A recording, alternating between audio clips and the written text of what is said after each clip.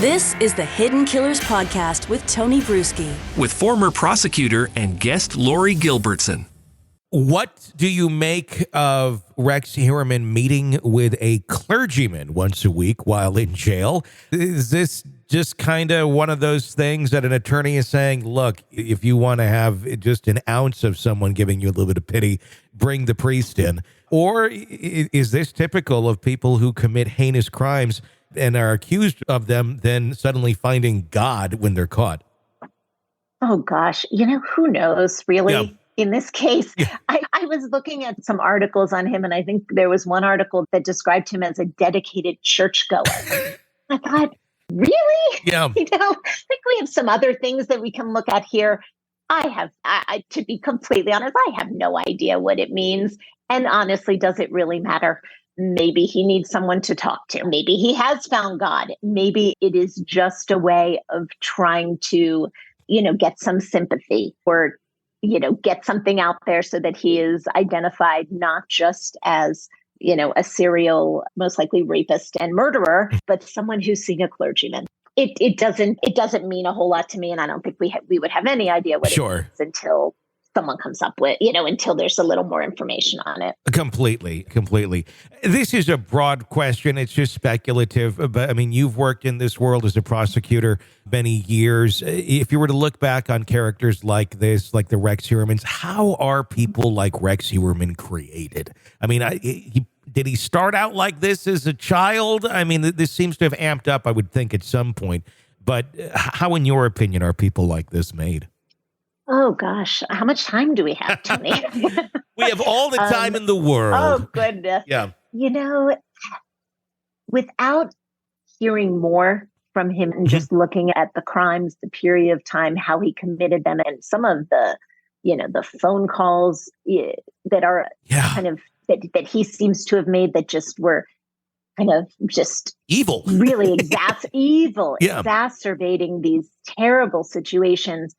I'm reminded of a case that I had when I was in the appeals bureau when I was a prosecutor, and it detailed how someone who's similar to Rex Heuermann, a pretty cold-blooded, somewhat psychopathic killer, came to be. And, for this person, it started with some real cruelty to animals when he was young. And I don't even want to detail it because I don't want to leave this image that I have in my mind with your listeners, because I don't wish that on anyone. Yeah.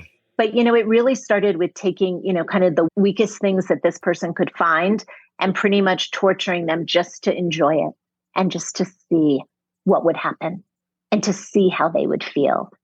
And someone like Rex Heuermann, who did that as well, took kind of the weakest people that he could find and pretty much tortured them to, who knows what's in his head, but to see how it would feel for him. And obviously he got a lot out of it. Yeah. So, as to being made, I think that, I certainly don't have that expertise. I'm not a forensic, psychiatrist or psychologist, but from my experience, this doesn't just come on, at the age of, 30 or 40. This is something that's with him for a very long time, and that was probably exhibited through his childhood, even if maybe no one knew about it. And that's what I've seen, qualifying that. As I said, I don't know all the particulars of his case. And I think once this starts really going to trial, some of that may come out, and maybe there are going to be some defenses related to that. Other than being slowed down or stopped because people are investigating, looking into them, or arresting them, do these people ever slow down or stop, or is it always the hard stop, either death or incarceration? Yeah, it really seems like being caught is the way that they stop. It's too enticing.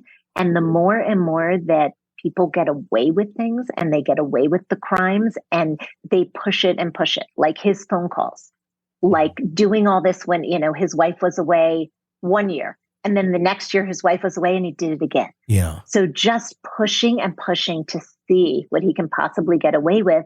And the same idea that he, Rex Heuermann was living, working as a pretty successful architect in Manhattan, living in, a nice town in Massapequa, a wife and children, this whole front. And every day he knew he was getting away with something. And so why stop? And ultimately, because of that, is how he ended up getting caught, because he just kept going and going. And that is mostly what I have seen. It is rare that you see serial killers just decide to retire. You're consuming the Hidden Killers podcast. Want more? Start binging on all of our true crime podcasts right now through Apple Podcasts and get an ad-free experience when you sign up to be a True Crime Today Premium Plus member exclusively on Apple Podcasts. More of the Hidden Killers podcast dropping soon. Press subscribe now.